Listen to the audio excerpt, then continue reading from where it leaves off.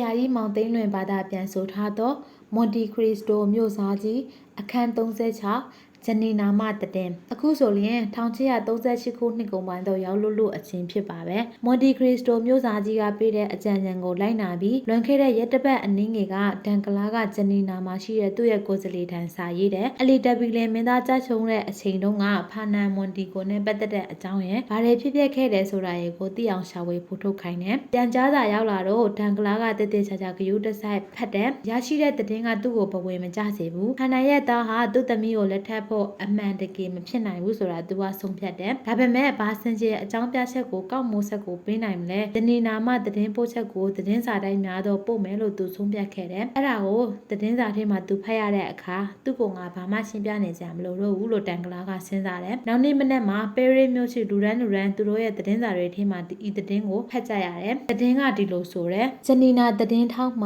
ှဂျနီနာသမိုင်းနဲ့ပတ်သက်၍ရခင်ကမသိရှိခဲ့ရသည့်အချက်အလက်အသစ်တစ်ခုပေါ်ပေါက်တွေ့ရှိလာရကြောင်း1823ခုနှစ်ဂျနီနာအားစူလတန်အေတက်ခွေများလာရောက်တိုက်ခတ်ခြင်းအချုံးပေးပြီးခံတပ်အားတိုက်ခိုက်သူများတို့ပေးအပ်သူမှာပြင်သစ်အရာရှိတူဦးဖြစ်ကြောင်းထိုအရာရှိမှာအလီတပီလင်မင်းသားကလုံးဝယုံကြည်လွှဲထားခြင်းခံရသူဖြစ်ကြောင်းအလီတပီလင်မှာဖမ်းဆီးတပ်ဖြတ်ခံခဲ့ရကြောင်းသူသည်အဆိုပါပြင်သစ်အရာရှိရဲ့တစ္ဆာဖောက်မှုကိုခံခဲ့ရခြင်းဖြစ်ကြောင်းအဆိုပါအရာရှိရဲ့အမည်မှာဖာနာမွန်တီကိုဟုခေါ်ကြောင်းသို့တော့ယခုအခါမိမိကိုမိမိကောက်မိုးဆက်ဟုပို့တွင်စေကြောင်းသူသည်သူတို့ရဲ့ပါလီမန်အထက်လွှတ်တော်ရန်ရှိသည်ဟုသိရှိရကြောင်းအဲ့ဒီသတင်းကြောင့်အဲ့ဒီနေ့အစည်းအဝေးထိုင်မဲ့ပြင်သစ်ပါလီမန်မှာရုတ်တည်ဖြစ်သွားတယ်အထက်လွှတ်တော်မှာကောက်မိုးဆက်သူ့နေ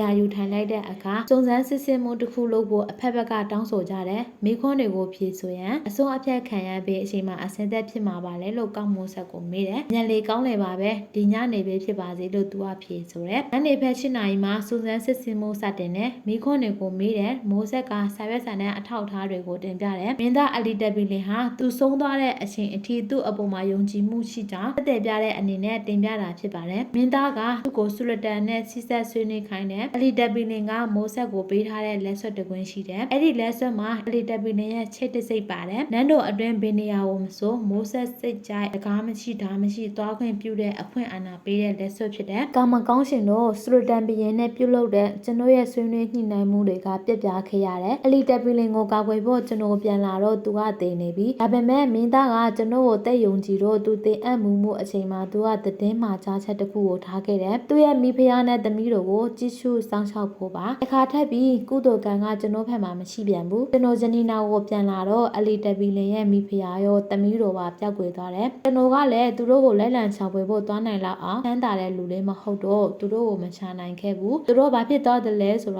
ကျွန်တော်မသိတော့ပါဘူးသူတို့ကိုတွေးရှင်လိုက်တာဆိုတဲ့စိတ်ဆန္ဒလည်းရှိတယ်ဒါမှသူတို့ကိုကြည့်ရှုစောင့်ရှောက်နိုင်မှာဖြစ်ပါတယ်လို့မိုးဆက်ကပြောတယ်ခင်ဗျားနောက်ထပ်ဘာများပြောစရာရှိပါသေးလဲအထက်လွှတ်တော်ဥက္ကဋ္ဌကမေးလိုက်တယ်တခုပဲရှိပါတယ်သတင်းစာတွေထဲမှာမမှန်သတင်းကိုဘသူရေးတယ်ဆိုတာကျွန်တော်မသိပါဘူးဒါပေမဲ့ကျွန်တော်ကိုစန့်ကျင်ထွက်ဆိုမဲ့တက်တွေဒီကိုရောက်လာမှုမရှိတဲ့အတွက်အခုတင်ပြတဲ့တက်တွေဟာကျွန်တော်မှအပြစ်မချိကြောင်းခိုင်လုံတယ်လို့တင်ပြလိုပါတယ်အထက်လွှတ်တော်ပါလီမန်အဖွဲ့ဝင်တွေကလည်းသူတို့သဘောတူညီမှုရှိကြောင်းတီတိုပြောဆိုကြတယ်အခုဆိုရင်သတင်းစာထဲမှာပါတဲ့သတင်းဟာမှားယွင်းကြောင်းကြေညာဖို့ကောင်းမိုးဆက်ကိုအသာပေးပြီးမိခွေဆုံးဖြတ်ဖို့တော့အစဉ်သက်ဖြစ်နေပါပြီဒါပေမဲ့ဥက္ကဋ္ဌကပြောလိုက်တယ်လူကြီးမင်းများခင်ဗျာအရေးကြီးတဲ့တက်တဲ့တရားရဲ့စာကိုအခုလေးတင်ကျွန်တော်လက်ခံရရှိပါတယ်ခင်ဗျာဒါကဒီမှာပါကောင်းမိုးဆက်ကကျွန်တော်တို့ကိုဖြေဆိုပြောကြားပြီးနောက်မှာရောက်လာတာဆိုတော့ဒီတက်တဲ့ဟာသူရဲ့အပြစ်ကင်းစင်မှုကုညီထောက်ခံတက်တဲ့ထွက်ပေးပြန်လာရောက်ခြင်းဖြစ်တယ်လို့ကျွန်တော်တို့ကျင်းသေးပြောရေးပါတယ်ကျွန်တော်တို့အဲ့ဒီစာကိုဖတ်ကြည့်ကြမလားဒါမှမဟုတ်မဖတ်ပြီးပလိတ်လိုက်ရမလားအဲ့ဒီစကားကိုကြားတဲ့အခါကောင်းမိုးဆက်ရဲ့မျက်နှာကဖြူဖက်ဖြူကိုဖြစ်သွားပြီးသူ့လက်သီးတွေကိုဆုပ်လိုက်တယ်အထက်လက်တော်ကပေးမဲ့အဖြေကိုသူစောင့်မျှော်နေလိုက်ပါတယ်အဖွဲ့ဝင်တွေစီကအိုဟစ်ပြိုးဆိုတန်တွေထွက်ပေါ်လာတယ်အာကိုဖတ်ပါစာထဲမှာဘာသတင်းစရာကျွန်တော်တို့နားထောင်ရမယ်ဒါကြောင့်ဥက္ကဋ္ဌကစာကိုအတန်ကြည်နဲ့ဖတ်လိုက်တယ်ဥက္ကဋ္ဌကြီးဂျနီနာမင်းသားအလီတပီလင်ကိုလန်စင်ကကျွန်ုပ်ဒီထုံနေရရရှိနေပါသည်သူရဲ့ကျင်ယာတို့နဲ့သမီးတို့ဘာဖြစ်သွားသည်ဆိုသည်ကိုလေကျွန်ုပ်သိပါသည်အကယ်၍အထက်လွှတ်တော်ကကျွန်ုပ်၏ထွက်ဆိုချက်ကိုတားနာမီဆိုပါကအီစာကိုလူကြီးမင်းထံပေးအပ်တဲ့အချိန်တွင်ကျွန်ုပ်ဒီအပြင်ဘက်အစ်တင်ဆောင်ဆိုင်ခိုင်းတွင်ရှိနေပါသည်မိုးဆက်ကသူ့နေရာမှာသူထိုင်ရင်စာဖတ်ပြနေတာကိုနားထောင်နေသည်သူ့နှလုံးသားတွေပြင်းပြင်းထန်ထန်ခုန်နေပါတယ်ဘယ်သူများဖြစ်နိုင်တယ်လဲအထက်လွှတ်တော်အနေနဲ့ဒီတက်တဲ့ရဲ့ထွက်ဆိုချက်ကိုနားထောင်လို့ပါ ပါသလားလို့ဥက္ကဋ္ဌကမေးလိုက်တယ်နားထောင်မဲလို့သူတို့အားလုံးကဖြေဆိုတယ်အခန်း30ခွန်လူသိရှင်ကြားဆွဆွေးရှုချခြင်းအထက်လွှတ်တော်ဥက္ကဋ္ဌကတကားဆောင်ကိုခေါ်လိုက်ပြီးပြင်ပဧည့်သည်ဆောင်ဆိုင်ခန်းတင်မှာတယောက်ရှိသလားလို့မေးတယ်ဟုတ်ကဲ့ရှိပါတယ်ခင်ဗျာအစီခံတယောက်နဲ့အတူအမျိုးသမီးတယောက်ရှိနေပါတယ်လို့တကားဆောင်ကပြန်ဖြေတယ်ဧည့်သည်ဟာအမျိုးသမီးတယောက်ဖြစ်တယ်လို့ကြားတဲ့အခါလွှတ်တော်အတွင်းတအံ့တအိုးနဲ့ပင့်သက်ချူတန်တွေပို့လာတယ်သူမကိုအထေးသို့ဝင်လာပါစေလို့ဥက္ကဋ္ဌကပြောလိုက်တယ်မျိုးသမီးအထေးဝင်လာတော့သူမရဲ့မျက်နှာကိုစာပဝါနဲ့ဖုံးလွှမ်းထားတယ်ဥက္ကဋ္ဌကသူမကိုထိုင်ဖို့ပြောလိုက်တယ်သူမကထိုင်ပြီးသူမရဲ့စာပဝါကိုဖေချလိုက်တယ်သူမဟာငယ်ရွယ်ပြီးလှပတဲ့အမျိုးသမီးလေးတယောက်ဖြစ်နေတာကိုတွေ့ရတဲ့အတွက်အထက်လွှတ်တော်အဖွဲ့ဝင်တွေဟာပေါ်ပြီးတော့တောင်အံ့ဩသွားကြပါတယ်သူမကတော့ဟယ်ဒီပါပဲမဒန်သင်ကအလီတက်ပီလင်သေဆုံးတဲ့အချိန်မှာမျက်မြင်သက်သေတယောက်ဖြစ်တယ်ဒါကြောင့်သူ့ကျင်ရတို့နဲ့သမီးတို့ဘာဖြစ်တယ်ဆိုတာကျွန်တော်တို့ကိုပြောပြနိုင်တယ်လို့သင်ပြောတယ်နော်လို့ဥက္ကဋ္ဌကပြောလိုက်တယ်ဟုတ်ပါတယ်သင်ဘသူလဲသူမကဂုံယူဝင့်ကြွားစာရင်ကိုခါကိုမမတ်ရက်လိုက်ရင်ကျမကဟေဒီပါတဏီနာမင်းသားအလီတက်ပီတင်ရဲ့သမီးတို့ဖြစ်ပါတယ်ခဏလောက်ကြာအောင်၆ချားစွာနဲ့ပင့်သက်ချူတန်တွေမှတပါဘာတန်မှမထွက်ပြီးတိတ်ဆိတ်သွားကြတယ်ဒီနောက်ဥက္ကဋ္ဌကဟေဒီကိုစူးစူးရေးကြည့်ပြီးဒါကိုသင်တက်တယ်ပြနိုင်သလားလို့သူကမေးလိုက်တယ်ပြနိုင်ပါတယ်လို့ဟေဒီကဖြေလိုက်တယ်ဟုတ်ဒီမှာကျမရဲ့မွေးဖွားမှုနဲ့ပတ်သက်တဲ့တရားဝင်လက်မှတ်မွေးစင်းရင်ဒါကတခြားတရားဝင်အထလက်မှတ်ကျမရဲ့မိတို့နဲ့ကျမတို့ကိုယ်တိုင်ကိုမွေးဝဲကျွန်းတွေအဖြစ်ရောင်းချခဲ့တဲ့လက်မှတ်ကျမကအဲ့ဒီအထသက်သေခံလက်မှတ်တွေကိုဥက္ကဋ္ဌထံပေးအပ်တယ်အထလက်မှတ်တွေကိုအာရဗ်ဘာသာစကားနဲ့ရေးထားတယ်ခဏိတ်ထားတဲ့သစိတ်တွေကအစစ်အမှန်တွေဆိုတာသူတွေ့တယ်အဲ့ဒီနောက်စာတွေကိုလွှတ်တော်သို့ဖတ်ပြရန်စကားပြန်တယောက်ထွက်လာတယ်တရားဝင်မွေးဖွားမှုလက်မှတ်မွေးစင်းကိုဘာသာပြန်ဖတ်ကြားပြသပြီးတဲ့အခါသူကအယောင်စာချုပ်လက်မှတ်ကိုဖတ်ပြတယ်ကျွန်တော်ကိုပါတူရကီပြည်ရှင်ဆူလတန်ဘီရင်မင်းမြတ်မွေဝေကျွန်းကုံတွေကအခမ်းအမှာအတီးပြုကျင်းညာအပ်ပါတယ်ကျွန်ုပ်ဒီအနီအီအရက်တွေမွန်တီခရစ္စတိုမြို့စားကြီးတို့ငေရွေသူကျွန်မလေးတယောက်အားဖရန်ဝေချစ်သိန်းတန်မြရတနာတစ်လုံးနဲ့အလေးပြုလျက်ရောင်းချလိုက်ပါသည်ကျွန်မလေးရဲ့အမည်မှာဟေဒီဖြစ်၍ကွလွန်သူဂျနီနာမမင်းသားအလီတက်ပီလင်၏သမီးဖြစ်ပါသည်ဒီကျွန်မလေးအား၎င်း၏မိခင်နှင့်အတူကျွန်ုပ်တို့ပြင်သစ်ဗမှုကြီးတယောက်ကဖရန်ဝေ4000ဖြင့်ရောင်းချခဲ့ခြင်းဖြစ်ပါသည်ပြင်သစ်ဗမှုကြီးရဲ့အမည်မှာဖာနာမွန်ဒီကိုဖြစ်၍မင်းသားအလီတက်ပီလင်၏စစ်တပ်တွေအမှုထမ်းနေသူဖြစ်ပါသည်ကျမ၏မိခင်မှာကွန်စတန်နိုဝေသို့ရောက်တဲ့အခါကွလွန်ခဲ့ပါသည်ပုံသိ၏လက်မှတ်ပေးတွင်တူရကီပြည်ရှင်ဆူလတန်၏ချိတ်တစိတ်တို့ရိုက်နှိပ်ထားတယ်အခုမှဥက္ကဋ္ဌကကောက်မိုးဆက်သို့ပြောလိုက်တယ်ဒီအမျိုးသမီးကိုအလီတက်ပီလင်ရဲ့သမီးတို့အဖြစ်သင်မှတ်မိပါသလားမမှတ်မိဘူးကျွန်တော်မမှတ်မိဘူးလို့မတ်တက်ထားရရင်မိုးဆက်ကပြောလိုက်တယ်ဒါဟာကျွန်တော်ရန်သူတွေကကျွန်တော်ပျက်စီးကြောင်းဖြစ်စေဖို့ချွတ်ဝက်ပူပေါင်းကြံစီတာလုပ်ကြံပြိုးဆိုတာဖြစ်ရမယ်မတ်တက်ထားမရခင်အထိဟယ်ဒီကမိုးဆက်ကို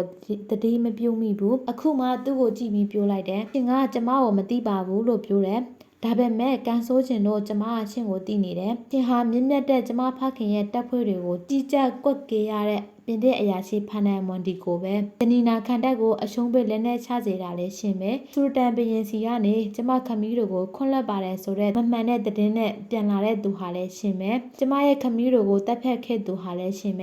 စလင်းကိုတတ်ဖို့စစ်သားတွေကိုအမိပေးတာလဲရှင်ပဲကျမမိခင်နဲ့ကျမကိုကျွန်းကုန်းတဲ့အဲကိုပါတို့ရောင်းချခဲ့တာလဲရှင်ပဲလူကြံတက်ဖြတ်တဲ့လူသက်သမားရှင်တခင်ရဲ့သွေးတွေဟာအခုရရှင်မျက်ခုံးပေါ်မှာရှိနေတုံးပဲကြည့်ကြပါအောင်လူကြီးမြတ်အားလုံးတို့ချင်းဒီကသူ့ကိုလက်ညှိုးထိုးပြလိုက်တယ်ဒီတော့မျက်လုံးအားလုံးကကောက်မိုးစရဲ့နဖူးကိုလှစ်ကြည့်လိုက်ကြတယ်သူကိုယ်တိုင်ပဲလျင်သူ့မျက်ခုံးကိုလက်နဲ့ထပ်ပြီးပွက်လိုက်မိတယ်အလီတက်ပီလင်ရဲ့သွေးတွေတကယ်ပဲအခုတည်းရှိနေတဲ့ပုံမျိုးနဲ့ကောက်မိုးဆက်ကိုအရာရှိဖာနန်ဝန်ဒီကိုအဖြစ်နဲ့တင်ကမှတ်မိတာလားလို့ဥက္ကဋ္ဌကမေးလိုက်တယ်တကယ်ကိုမှတ်မိတာပါရှင်လို့ဟယ်ရီကပြန်ပြောတယ်ကျမရဲ့ခမီးတို့သေဆုံးပြီးနောက်မှာကျမရဲ့မေတို့ကဒီလူကိုကောင်းကောင်းကြည့်ထားဖို့ပြောပါတယ်။သူမကကျမကိုပြောပြတယ်။မင်းဟာလွတ်လပ်တဲ့လူမင်းမှာတိတ်ကိုချစ်မြတ်နိုးတဲ့ဖခင်တယောက်ရှိခဲ့တယ်။မင်းဟာဘယင်မတစ်ပါးဖြစ်ကောင်းဖြစ်လာနိုင်တယ်။ဒီလူကမင်းကိုကျွန်မတယောက်ဖြစ်အောင်လုပ်ခဲ့တယ်။သူကမင်းရဲ့ခမီးတို့ကိုတတ်ပြီးပြီ။သူကဒိုးကိုလေးဒုက္ခတွင်းထဲရောင်းစားခဲ့ပြီးပြီ။သူ့ကိုကြည်စမ်းသူ့ရဲ့ရာဖက်လက်ကိုလေးတိတ်တိတ်ချာချာကြည့်ထား။အဲ့ဒီလက်မှာအမာရွက်ကြီးတစ်ခုရှိတယ်။မျက်နှာကိုမင်းမိသွားရင်တောင်အဲ့ဒီလက်ကြောင့်သူ့ကိုမင်းအမြဲတည်နေလိမ့်မယ်။ တို့ကိုရောင်းစားတဲ့အတွက်